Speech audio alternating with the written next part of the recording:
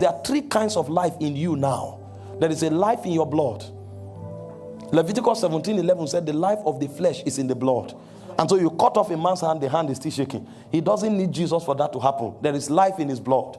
But that life can be manipulated by the word system because that life depends on food. If you eat spoiled food, you will suffer food poisoning because of the life of the flesh. And so if the devil wants to deal with you, if you operate on that level, he can manipulate the natural things you eat and he can kill you.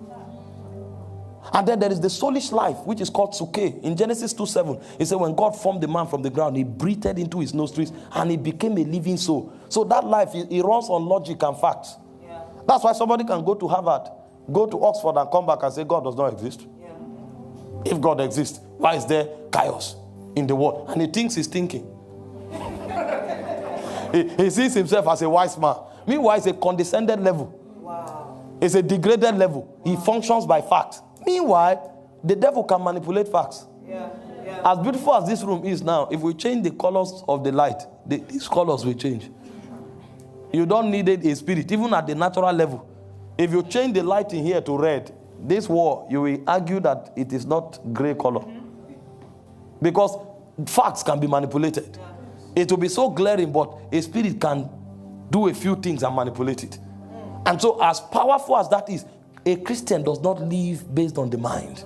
He doesn't throw the mind away, but there is another force that he superimposes on the mind. So he functions by faith, not by sight. The word sight means fact.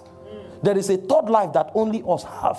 It's the life of God. It's called the Zoe of God. It's in your spirit.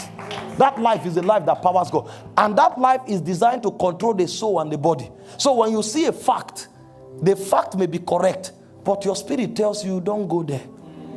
You won't know how to explain it, but a superior life is regulating you. It is natural for you to enter the business, but the life in your spirit says, no. This life is superior to fact, so you have no choice. You will have to shut down. And then that life is superior to the animal life. So you can take poison, and they say, oh, you are finished, but something moves inside. And then sometimes, in order for the life to be energized, it pushes out a language out of your spirit. Karakakos kefra acta. Ligro pararkata vi isaru. You don't know how Karusa Karafato Kradiga can detoxify poison in the blood.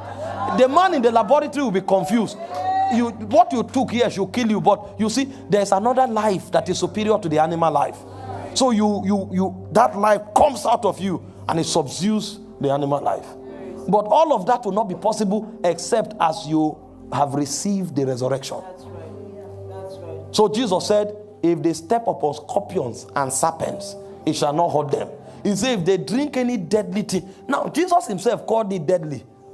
How can he call it deadly and he say it cannot hurt you? Because it's deadly to the man who functions by the animal life. The man that functions by Zoe, everything is what he calls it. It's in the God class. He operates in the God realm. And that is where Christians were brought into.